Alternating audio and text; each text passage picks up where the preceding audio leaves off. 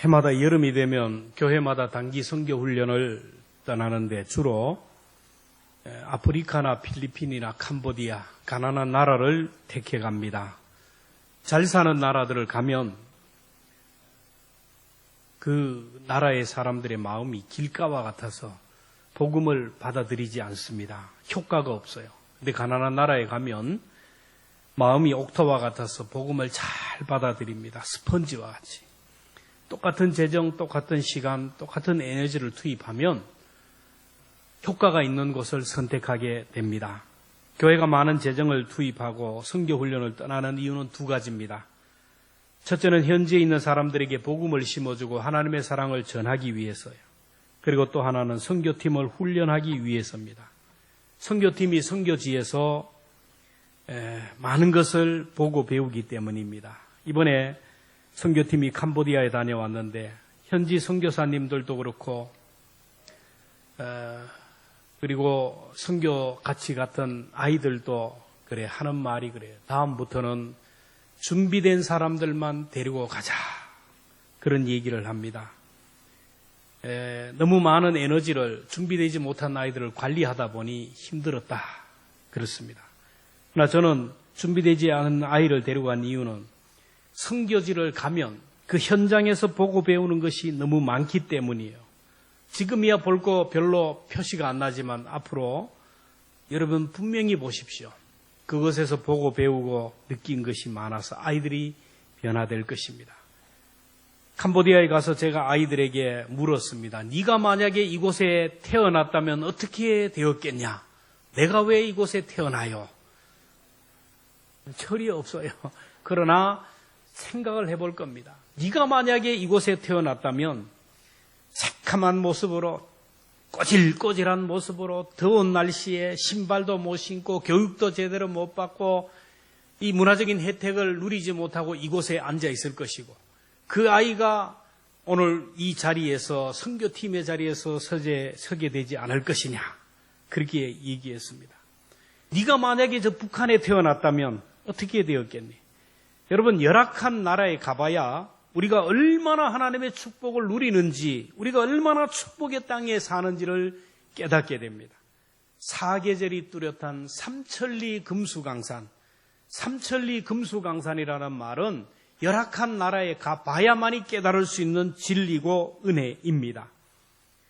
여러분 물이 부족한 국가이지만 물을 마음껏 마실 수 있어요. 마음껏 맑은 물을 마실 수 있고 언제든지 씻을 수 있는 그리고 추우면 히터로 더우면 에어컨으로 쾌적한 삶을 누린다라는 거 얼마나 감사한 일인지 몰라요.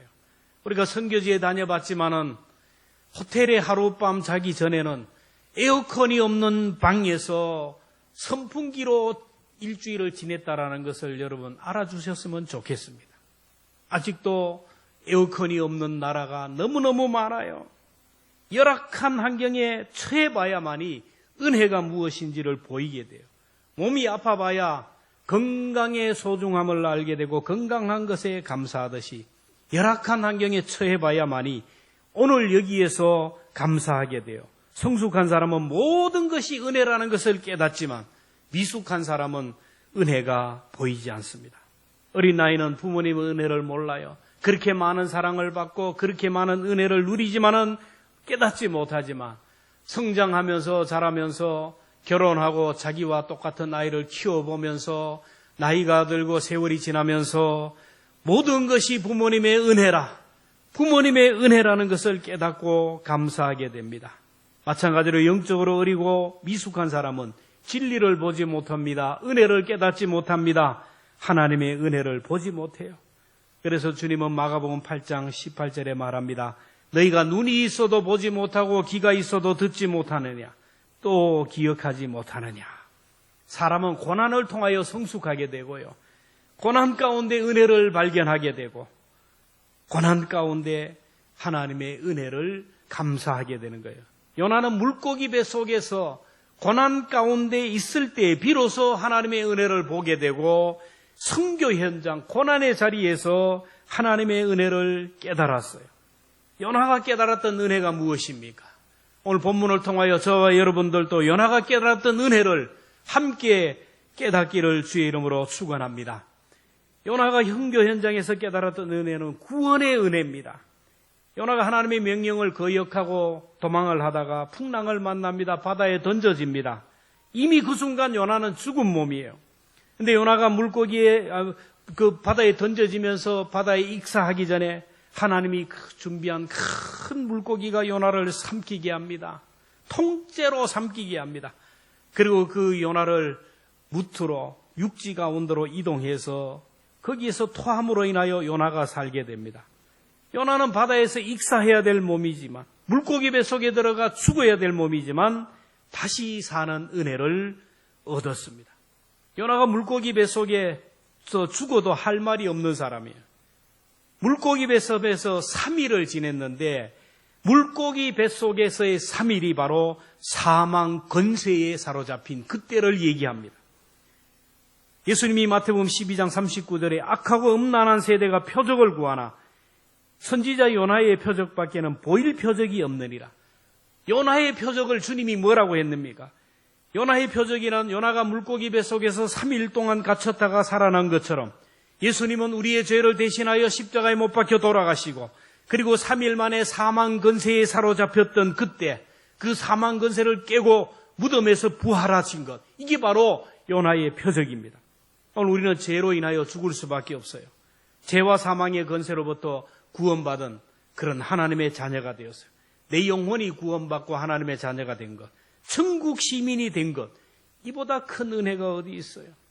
요나는 물고기 뱃속에서 죽어야 됩니다. 이미 물고기 뱃속에서 죽었어요. 근데 3일 만에 뱃속에서 살아났어요.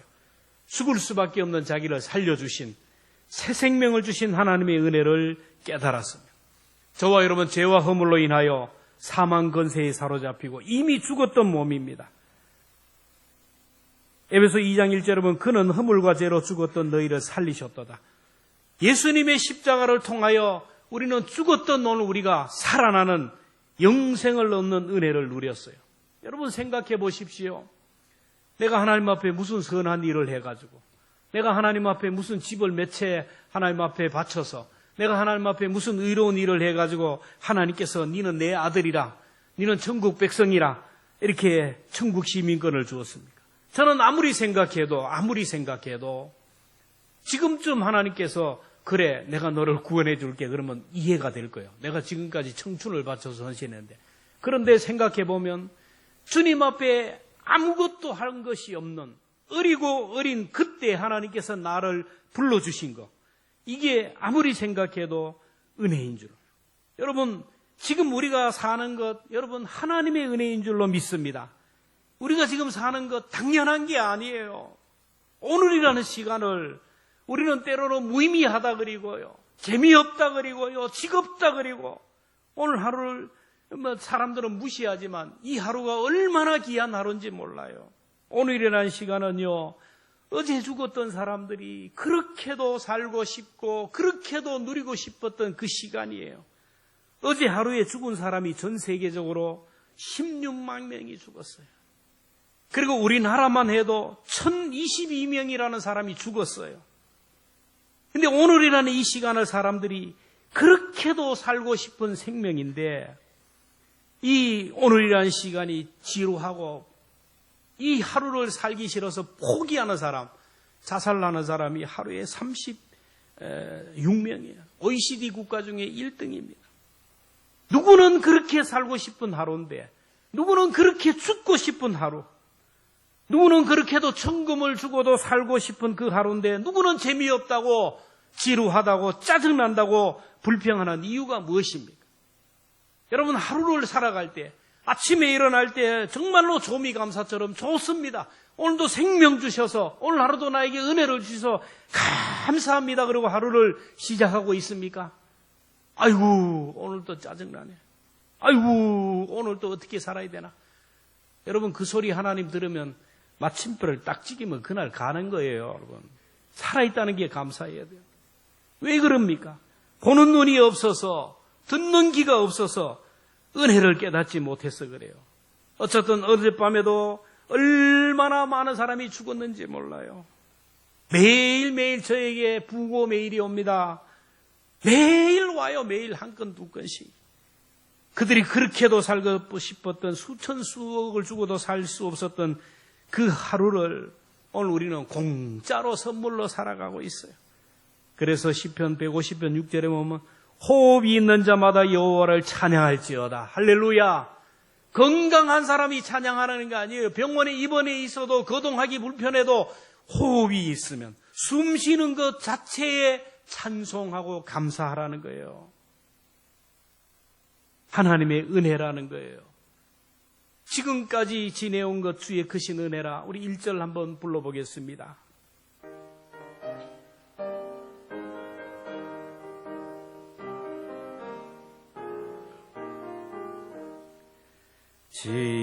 지금까지 지내온 것 주의 크신 은혜라. 한이 없는 주의 사랑 어찌 이루 말하랴. 자나깨나 주의 손이 항상 살펴주시고 모든 일을 주 안에서 형통하게 하시네. 오늘 내가 살아가는 것 잘나서가 아니에요. 자나깨나 주의 손이 나를 붙들어 주셨기에 오늘 내가 살아가고 오늘 네가 이 자리에 예배의 자리에 나왔다라는 것. 지금까지 인도하신 그 하나님, 나에게 이 건강, 육신의 건강, 생명을 주신 하나님, 영원히 사는 영생을 주신 그 하나님의 은혜를 깨닫게 되기를 축원합니다. 연화가 깨달았던 은혜가 뭡니까? 한 번 더 기회를 주신 은혜예요. 선생님이 아이들에게 심부름을 시킬 때 아무나 안 시켜요. 삐리하고 제대로 안 하는 애에 심부름 안 시켜요. 똑똑한 애에게 심부름을 시킵니다. 그럴 때 고분고분 순종을 잘하고 심부름 잘하면요, 선생님이 칭찬해주고요, 다음에 또 다른 심부름을 시키고요, 심부름 시킨 보상을 줍니다. 장학금도 주고요, 학교장 상도 추천하고 교육장 상도 추천하고 이렇게 사랑을 받아요. 근데 심부름을 시킬 때 내가 왜 해요? 싫어요. 그러는 순간 선생님은 그 아이에게서 관심을 끊어요. 관로박, 싸가지가 없는 거예요. 여러분, 이것이 세상입니다. 하나님은 그렇지가 않아요. 하나님은요, 싫어요. 죽어도 안 갑니다. 도망하는 요나를 찾아가서 다시 한번 기회를 주셨어요. 요나가 명령을 거부하고 다시스로 가는 배를 탈 때 하나님이 끝! 하고 관로 밖으로 했더라면 끝나는데, 근데 하나님은 포기하지 않아요. 풍랑을 준비하고요, 물고기를 준비하시고요, 요나를 살려주셨어요. 다시 한번 요나를 찾아가서 사명을 주셨어요. 1절 말씀 함께 봅니다. 시작. 여호와의 말씀이 두 번째 요나에게 임하니라. 이르시되 일어나 저 큰 성읍 니느웨로 가서 내가 내게 명한 바를 그들에게 선포하라 하신지라. 여호와의 말씀이 몇 번째요? 두 번째 요나에게 임하라. 첫 번째 임하니까 싫어요 하고 도망했어요. 그러면 끝낼 수도 있는데 다시 두 번째 임하리라. 다시 한번 기회를 주시는 하나님. 이것이 하나님의 은혜인 줄로 믿습니다. 베드로를 보세요. 베드로는 예수님의 수제자입니다. 예수님은 모른다고 3번이나 부인합니다. 마지막에는 저주까지 했어요. 예수님이 베드로에게 네가 닭 울기 전에 나를 3번 부인하리라 했음에도 불구하고 그는 부인했어요. 주님은 실패한 베드로를 포기하지 않았어요. 다시 찾아가서 만나주셨어요. 기회를 주셨습니다. 그리고 베드로는 회개하고 새 사람이 되었어요. 능력 있는 사도가 되었습니다. 한 번 설교하면 3,000명, 5,000명이 회개하는 역사가 일어났습니다. 만약에 주님이 베드로가 저주했을 때 네가 그럴 수가 있느냐? 됐다. 베드로 말고 위두로 다른 사람을 세트라면 베드로는 그런 기회가 없을 거예요. 남편이 5이나 되는 창녀, 구겨지고 도저히 버려진 인생, 재기불능의 인생이었지만 하나님은 그 여인을 찾아가서 다시 한번 기회를 주시니까 그는 위대한 복음 전도자가 되었어요. 사울도 마찬가지입니다. 교회를 비판하고 믿는 사람을 비판하고 잔해하던 사람입니다. 그런데 하나님께서 다메섹 도상에서 사울을 만나주시고 다시 한번 기회를 주니까 그가 변하여 새로운 사람이 되었는데 신약 성경 대부분의 성경을 그가 기록하고 이방 선교의 기틀을 만들었잖아요. 하나님의 입장에 보면 요나 말고도 얼마든지 유능한 사람이 있어요. 저는 그래요. 저 말고 더 똑똑한 사람, 제가 아니면 더 잘난 사람이 있다라는 거 저는 솔직하게 언제든지 그래요. 여러분 교회에서도 나 말고 다른 사람, 더 잘난 사람이 있다라는 걸 기억해야 돼요. 이런 겸손한 마음을 가져야 돼요. 하나님은요, 요나 말고도 더 유능한 사람이 있어요. 유나도 있고 도나도 있고 수많은 사람이 있어요. 하나님이 말씀하시면 언제든지 순종할 수 있는 사람이 있어요. 하나님이 요나를 버려도 요나가 할 말이 없습니다. 하나님의 입장에 보면 얼마든지 촛대를 옮길 수 있었음에도 불구하고 다시 한번 기회를 주셨어요. 그 하나님이 오늘 저와 여러분에게 다시 한번 기회를 줍니다. 저는 목사가 되기 위해서 하는데 몇 번 포기하려고 했어요. 집사람은 몰라요. 그러나 하나님께서 중요할 때 저를 다시 한번 찾아가서 만나주시고 기회를 주셔서 이 자리에 서게 된 거예요. 저뿐만 아니라 우리 모두는 하나님이 말씀하실 때 얼마나 거절했는지 몰라요. 목사로, 장로로, 안수집사로, 권사로, 집사로 사명을 주셨는데 그 사명을 제대로 감당하지 못할 때가 많았어요. 여러분 회사 같으면 관두세요. 그러나 하나님 앞에서 하나님이 마침표를 찍으면 끝나는 거예요. 여러분 우리가 사명을 여러분 목숨 걸고 해야 돼요. 다른 거는 몰라도 하나님께서 우리를 살려주신 이유는 사명을 위해요. 근데 그 사명을 주실 때 그 사명을 거부하면 끝나는 거예요. 끝나는 건 다시 말하면 하나님이 마침표를 찍는 거예요. 하나님이 사명이 끝나면 이 세상을 떠나야 되는 거예요. 촛대를 옮길 수 있었지만 말씀을 통하여 다시 우리를 찾아와요. 여러분 하나님이 말씀을 통하여 나에게 찾아오실 때 이것이 마지막 기회라고 생각하고 여러분 말씀을 통하여 하나님 앞에 사명을 회복할 수 있기를 축원합니다. 그 기회를 버리면요 다시 기회를 주실지 몰라요. 몸도 마음도 연약하지만 끝까지 주 예수 그리스도를 사랑한 마음을 주셔요. 오늘까지 여러분 잘 오셨어요. 저도 그렇고 몸도 마음도 연약합니다. 그러나 새 힘 받아 살아야 돼요. 우리 함께 2절 함께 찬송하겠습니다.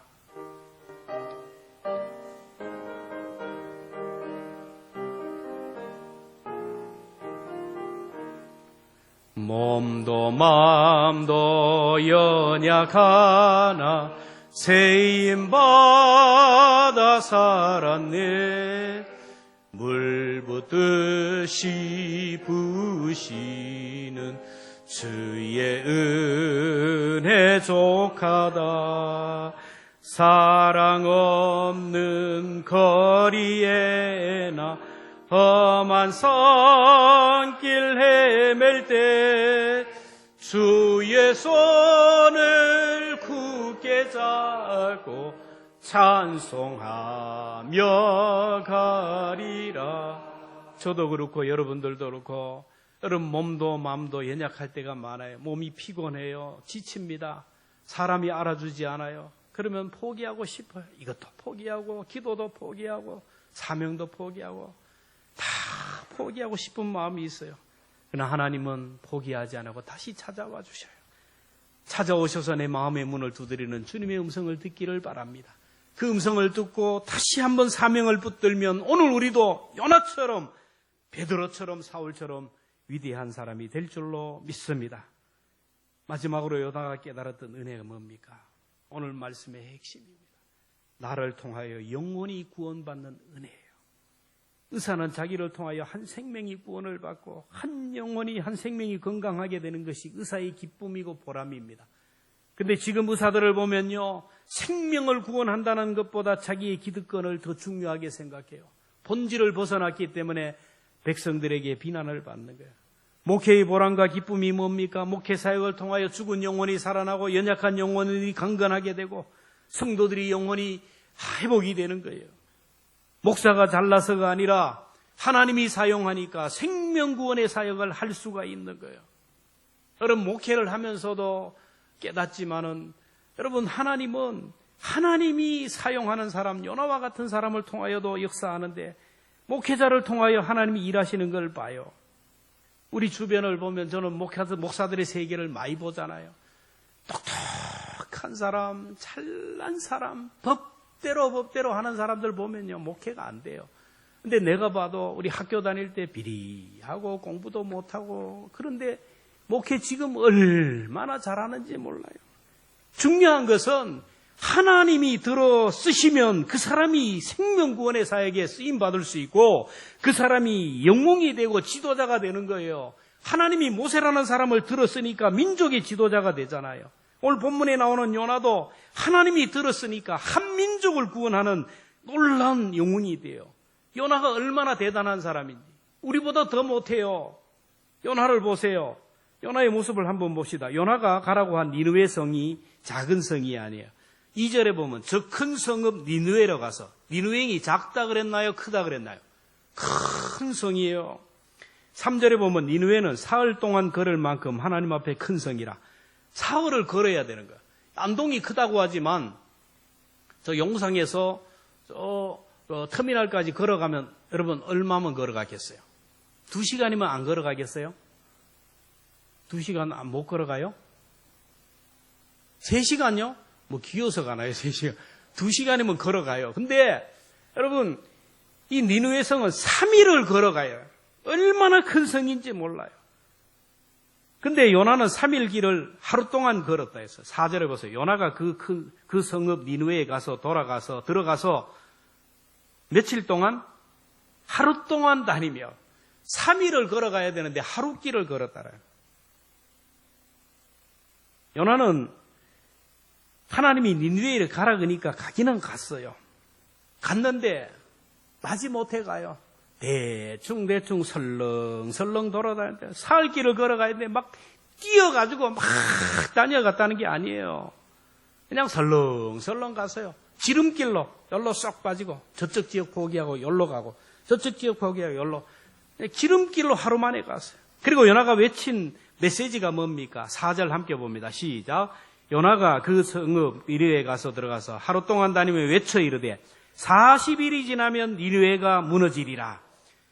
간단합니다. 40일이 지나면 니느웨가 무너지리라. 이 4가지 단어예요. 다른 말씀이 없어요. 40일이 지나면 니느웨가 무너지리라. 하나님이 저에게 말씀하셨어요. 니느웨 성의 죄악이 하늘을 찔러서 하나님이 이 백성을 심판하려고 합니다. 여러분이 회개하지 않으면 이 도성은 멸망합니다. 그러므로 회개하십시오. 이렇게 하지 않아요. 40일이 지나면 니느웨가 무너지리라. 이거는 그냥 복음이 아니고 저주예요, 저주. 요나는 아직까지도 니느웨 성을 돌아다니면서 전했지만 그들이 회개하는 것이 못마땅했어요. 너희들 같이 악한 백성, 패역한 백성은 심판을 받아야, 멸망을 받아야 당연하고, 내가 회개를 선포하지만 너희들은 마음이 만악해서 절대로 회개하지 못할 인간들이다. 너희들은 구원받을 수 없는 족속이고 지옥의 땔감들이다. 너희들은 아무리 전해도 들을 기가 없는 족속이다. 그래서 그냥 뭐라 그래요? 40일이 지나면 니느웨가 무너지리라. 40일이 지나면 너희들은 지옥불에 들어가야 된다. 대충 설렁설렁 외삼촌 벌초하듯이 대충 했어요. 여러분 이게 말이 됩니까? 계란 장사가 다니면서 뭐라 합니까? 계란이요 계란, 굵고 싱싱한 계란 계속 반복되잖아요. 근데 요나가 다니면서 뭐라 했겠어요? 40일이 지나면 니느웨는 멸망한다. 마이크도 있는 것도 아니고. 그리고 나서 한 10분 걷다가 40일이 지나면 니느웨가 멸망한다. 10분 걷다가. 그러면 이게 듣는 사람이 다 듣지 못하는 거예요. 그런데 이렇게 했는데 어떤 일이 일어납니까? 5절 함께 읽습니다. 시작. 니느웨 사람들이 하나님을 믿고 금식을 선포하고 높고 낮은 자를 막론하고 굵은 베옷을 입은지라. 대충 했는데 니느웨 사람들이 하나님을 믿고 굵은 베옷을 입고 금식했다라는 거예요. 이런 모습을 보면 요나가 어떻게 해야 됩니까? 할렐루야, 감사합니다. 저같이 부족한 사람을 통하여 하나님 이 백성을 구원해 주시니 감사합니다. 이랬습니까? 요나의 반응을 보세요. 요나서 4장 1절, 요나가 매우 싫어하고 썩내며. 이 요나가 못마땅한 거예요. 전하기는 전했는데 회개하고 돌아오는 것을 보고 좋아하지 않았어요. 썽을 냈다라는 거예요. 이런 요나가 복음을 전했는데 놀라운 역사가 나타납니다. 6절 함께 봅니다. 시작. 그 일이 니느웨 왕에게 들리며 왕이 보좌에서 일어나 왕복을 입고 굵은 베옷을 입고 제 위에 앉은. 요나가 간단 명료하게 40일이면 니느웨는 멸망합니다 했는데 백성들이 막 해결을 합니다. 베옷을 입어요. 베옷을 입는다는 것은 초상집에 초상이 나면 상주들이 입는 거예요. 금식하며 회개한다는 소리를 왕이 듣고 왕자에서 일어나서 왕복을 벗어버리고 베옷을 입고 제위에 앉아서 회개했다라는. 요나가 왕궁에 들어가서 왕에게 외친 게 아니에요. 요나의 메시지를 듣고 백성들이 회개한다는 소리를 듣고 왕이 베옷을 입고 회개했어요. 그리고 왕이 전 국민들을 대상으로 선포합니다. 7절 8절입니다. 시작. 왕과 그의 대신들 조서를 내려 니느웨에 선포하여 이르되 사람이나 짐승이나 소떼나 양떼나 아무것도 입에 대지 말지니 먹지도 말 것이요 물도 마시지 말 것이며 사람이든지 짐승이든지 다 알구고 베옷을 입을 것이요 힘써 여호와 부르시며 각기 악한 길과 손으로 행한 강포에서 떠날 것이라. 왕명에 의해서 짐승이나 소떼나 양떼나 다 못 먹게 해요. 물도 못 먹게 해요. 40일이면 니느웨가 무너지리라는 이 말 한마디에 민족 거국적인 부흥 회개의 역사가 일어났어요. 회개의 역사, 생명의 역사는요 하나님이 하셔야 된다는 것이 또 한 번 증명이 되었어요. 요나가 온 백성을 불러놓고 설교한 것이 아닙니다.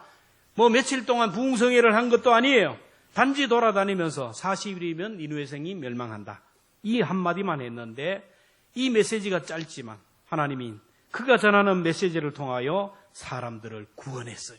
여러분, 니느웨 성이 얼마나 강한 성인지 몰라요. 높이가 30m 되는 감히 넘볼 수 없는 곳이요. 여러분, 넓이는 마차가 세대가 지나갈 수 있는 그런 넓은 땅. 견고한 상. 여러분, 성이 이렇게 견고하면 그 안에 있는 백성들의 마음도 아주 든든합니다. 외세의 침략을 받을 수가 없고 든든하고 미래가 보장되는 그런 그들의 마음이 이런 사람들은 여러분 복음이 안 통해요. 우리가 왜 가난한 나라에 가느냐? 먹고 살기 힘든 나라이기 때문에 빵 하나, 물 하나면 막 그냥 감동을 받아요. 근데 일본이나 가면 빵 하나, 물 하나 주면 저 찹니다. 물건도 그렇고. 여러분 잘 사는 나라에 잘 사는 사람, 부족함이 없는 사람은요 복음이 안 들어와요. 우리 한국에도 마찬가지예요. 니느웨 성과 같은 사람이 있어요. 말씀이 안 들어와요. 든든하거든요. 내 속에, 내 안에 재산이 많아요. 미래가 보장되어요. 건강도 안전하게 보장이 되고 자녀들도 문제가 없고 든든하고 견고한 성이에요. 편안합니다. 복음이 안 통해요. 근데 이 니느웨 성이 왜 요나가 전하는 복음 앞에 회개하고 돌아왔는가? 역사적인 상황을 살펴보면 그래요. 그 당시 아수르는 신흥 국가로서 막 정복 전쟁을 하면서 바벨론까지 점령했지만 성공하지 못했어요. 정복 전쟁 때문에 국력이 약화됩니다. 그러니까 이게 그 내부적으로 국가 안에서도 서로 책임 추궁을 하며 내분이 일어나요.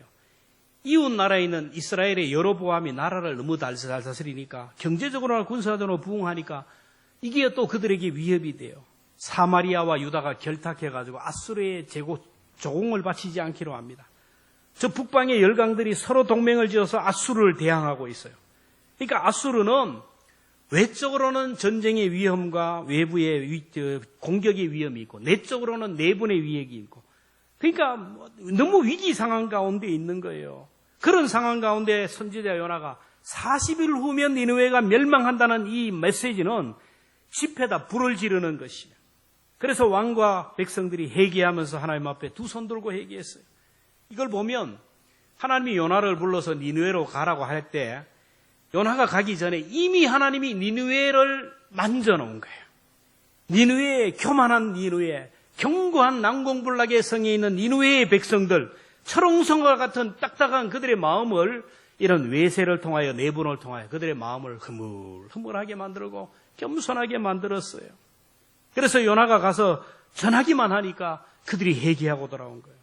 여러분 오늘도 복음을 전하라고 하면 사람들이 핑계를 마요. 저 큰 니느웨 우리가 안 됩니다. 나는 배운 것도 없고요. 복음에 대한 지식도 없고요. 내가 뭘 한다고? 나 같은 사람이 어떻게 전도합니까? 저 사람은 안 돼요. 배운 것이 많아서요. 저 사람은 부자라서 안 돼요. 그렇습니다. 우리는 연약합니다. 믿음으로 가기만 하면 말씀에 순종하여 가기만 하면 이미 하나님께서 그곳에 신방하여 주시고 견고한 성을 무력화시키고 그들의 교만한 마음을 만져주셔서 오늘 우리가 그들을 구원하기만 하면 되는 거예요. 요한복음 4장 35절에 너희 눈을 들어 밭을 보라 휘어져 추수하게 되었도다.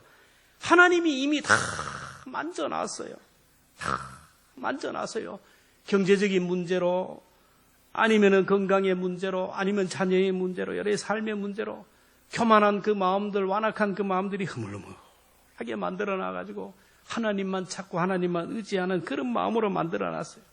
그래서 우리가 순종하고 가기만 하면 그 추수할 일꾼들을 만나게 될 줄로 믿습니다. 여러분, 전도하러 나가면요, 주님이 준비한 영혼을 만나게 돼요. 가만히 가 있어요. 우리가 이거 아무것도 아니지만은 이걸 실천해 보세요. 기도하면서 가면요, 의외로 그래요. 교회 가고 싶었는데 나를 끌어주지 않았다. 코로나로 인하여 그동안 오래 쉬었는데 누가 나를 끌어주지 않아서 내 혼자 가기는 너무 서먹서먹하다. 그런 영혼을 만나게 돼요. 요즘 외로워서 교회 한번 가보고 싶었는데, 전도하기 위하여 우리가 하나님이 가라 그럴 때는 이미 그 영혼들을 준비해 놓으셨다는 것을 기억하며 믿음으로 찾아가기만 하면 그 영혼을 만나게 될 줄로 믿습니다. 여러분, 우리가 살아야 될 세상은 이 세상이 아니에요. 착각하면 안 됩니다. 저 하늘나라에서 우리가 살아야 될 영원한 하늘나라예요. 그곳에서 얻을 상급을 오늘 여기에서 우리가 준비하는 겁니다. 그 준비하는 것이 뭐냐면 영혼을 구원하는 거예요. 천국에서 얻을 상급은 단 하나밖에 없어요.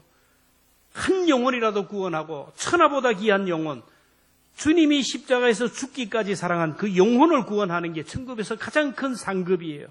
많은 사람을 옳은 대로 인도하는 사람은 하늘의 별과 같이 빛날 것이라고 했어요.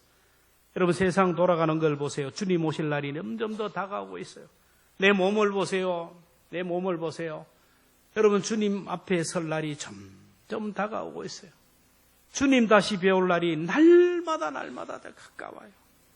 그렇기 때문에 우리가 주님 앞에 설 때 할 말이 있어야 되잖아요. 뭐 하다 왔느냐? 자식 교육 잘 시키다 왔습니다. 그러면 저 사자하고 똑같네. 뭐 하다가 왔느냐? 돈 많이 벌다 왔습니다. 그 돈이 뭐예요? 뭐 받냐? 금덩어리를, 천국은 전부 다 금덩어리인데 아무 소용이 없어요. 주님 앞에 섰을 때 자랑할 수 있는 것은 오직 하나, 천하보다 귀한 영혼을 주님 앞에 인도한 것. 이것이 가장 큰 상급이에요. 이 상급을 여러분 준비할 수 있기를 바랍니다. 지금까지 여러분, 내가 얼마나 많은 사람을 전도했어요. 나 때문에 믿음이 회복되고, 나 때문에 신앙이 회복되고, 여러분, 나 때문에 죽은 영혼이 살아난 거 얼마나 됩니까? 한번 생각해 보세요. 주님 앞에 자랑할 그것을 만들어 가야 돼요. 그래서 우리가 찬송가 301장 우리 함께 다 찬양하겠습니다. 우리 301장 3절 주님 다시 배울 날이 함께 찬양합니다.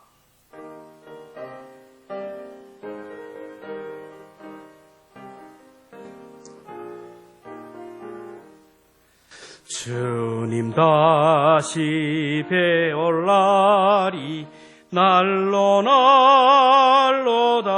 다가와 무거운 짐 주께 맡겨 벗을 날도 멀잖네.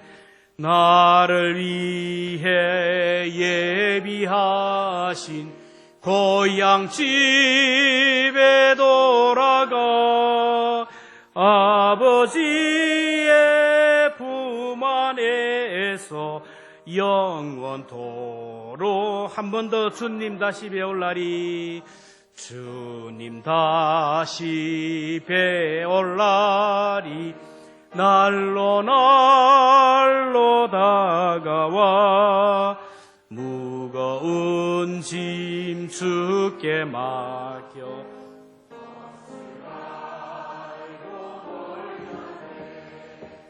나를 위해 예비하신 고향 집에 돌아가 아버지의 품 안에서 영원토록 살리라.